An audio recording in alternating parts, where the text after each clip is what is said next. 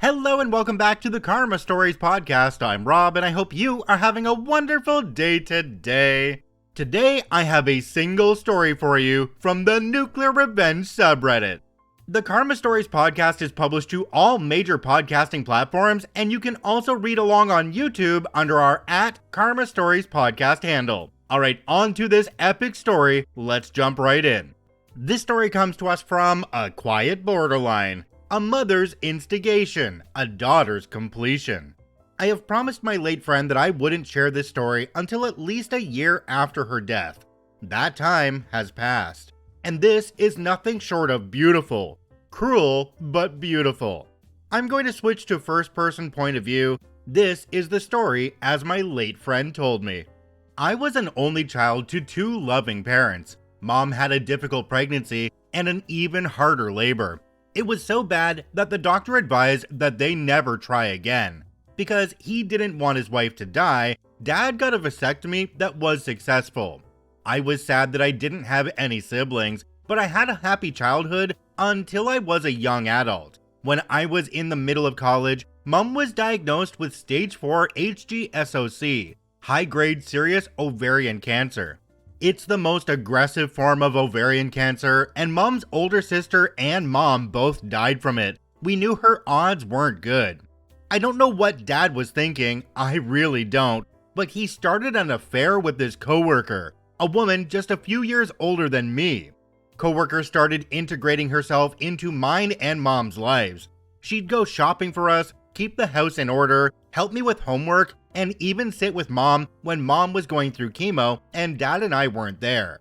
And no, I had no clue at all. I just thought it was coworker being kind to a family going through hard times. Mom fought. She fought hard, but the odds just weren't in her favor. One day, I was visiting her in hospice and we were playing Chutes and Ladders. Mom got real quiet and then she told me, "You know your dad isn't planning to reverse his vasectomy, right?" I was surprised, wondering what she was talking about. "Yeah, I know," I said. "Why?" Mom just looked at me and said, "I think you'd best keep it in mind." We continued playing, and when I left for the night, I kissed her and she said, "You'll be fine on your own." She died that night. I believe she knew she was going to die that night and didn't want to scare me.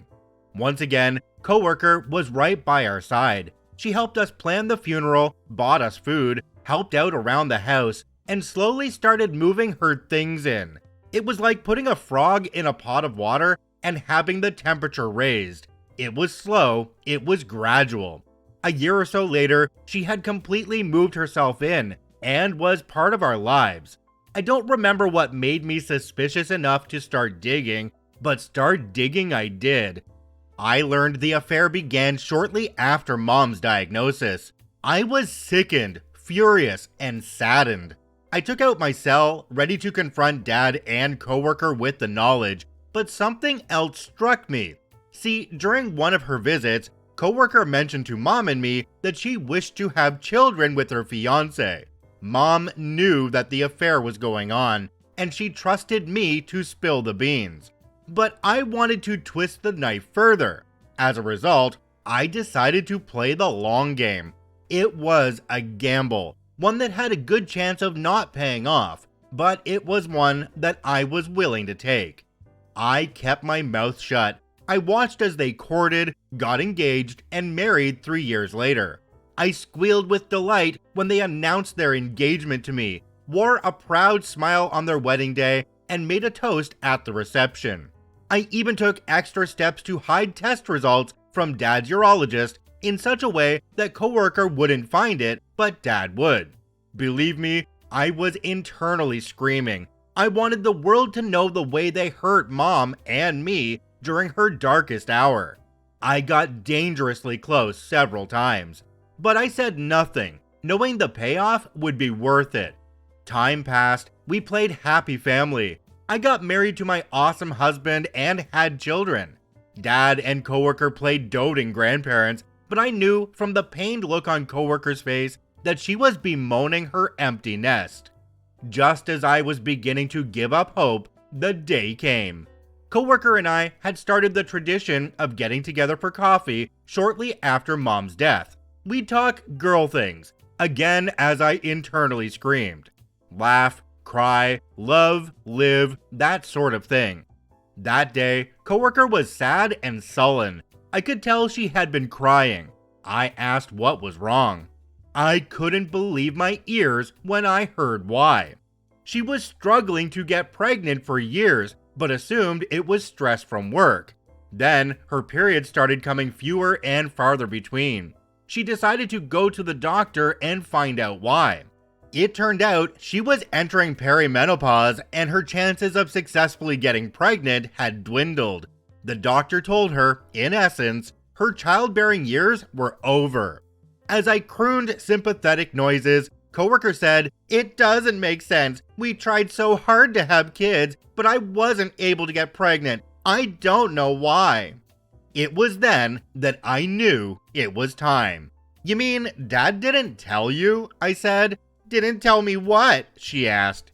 I was fighting every chance to smile as I played the "it's not my right to tell" and "I can't believe he didn't tell you" cards until she practically begged me. I should have won an Oscar for my performance. I told her about the vasectomy and that Dad had no intention of reversing it.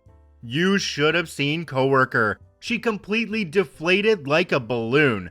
Her shoulders slumped, she bowed her head, and she sobbed in her hands. I wanted to rejoice. I wanted to rub her face in it. I knew, though, that would make me look like the bad guy. So I hugged her and rubbed her back, telling her Dad was horrible for not telling her, that she deserved a different outcome, and that he completely wasted her time. Again, I was fighting to not smile. When she left, I told her I would always be there for her, but I knew she wasn't going to be part of my life anymore. Why would she? I was the daughter of the man who betrayed her. Once she had left and I was alone, I wept with joy and relief that it paid off, but also deep sorrow that Mom hadn't been there to see it. That was the last time I saw or talked to coworker. A few weeks later, Dad called me in a fury. Coworker had packed her bags and left, slapping him with divorce papers. She yelled at him for not being honest with her that he had a vasectomy he had no intention of reversing, that he knew she wanted kids and that she had wasted all of her childbearing years, and that he had left it to me to tell her. He then said, "How could you do that to us? We loved you." I then said in a cold tone, "You and Mom did a good job teaching me how to keep secrets." I hung up, and that was it. I never spoke to him again either. Last I heard, he and coworker were divorced, and everyone shunned him because of his keeping the secret. I know I won't be joining Mom after I die. What I did was cruel, it was horrible. I should have done what Mom wanted and spilled the beans beforehand, instead of wasting coworker's youth and childbearing years. Even if she could adopt, she'd probably die before her children were fully grown. Although it's hard to have compassion and mercy for a woman who integrated herself into my dying mom's life as she was screwing Mom's husband. Jumping down to the comment section on this one, we have one from a user called Sane for Cocoa Puffs. It says, "What? So this moron kept his vasectomy a secret for decades and then blamed his daughter for not ratting him out decades ago? Even if you put the affair aside, how do you not have any conversation about having children with your wife who really wants children for decades? The only explanation I can think of is the father has been lying to his wife for decades and gaslighting her into thinking she's naturally infertile. I mean, pregnancy is something you discuss with your husband. She told him all about how she wants children, and this lunatic just pretends he's totally fertile. He planned to keep his wife blaming herself for his own infertility until he freaking died. All those things that people blame on that guy were true. He absolutely hid the truth from his wife until his daughter revealed it decades later. He wasn't framed. He was given rope and he tied his own noose with it. Can you imagine OP's mother? She's in the process of winding down her life. She knows the end is coming soon. And here's this young woman trying to replace her before she's even gone. I just can't even imagine the mental toll that would take when you're fighting terminal cancer at the same time. Now, I can't speak for this myself because I was adopted when I was young, but OP, growing up knowing that her mother, her aunt, and her grandmother all died of the same kind of cancer, how do you grow up knowing that that might happen to you? If you're watching and listening on YouTube, comment down below and let me know your thoughts on that one. If you enjoy daily Reddit stories, I encourage you to follow and add us to the favorites on whichever podcasting platform you enjoy the most. And if you're watching on YouTube, make sure to hit that subscribe button and drop a like on the video. It really helps us out. I thank you for watching and listening. I hope you have a wonderful day, and we'll see you tomorrow.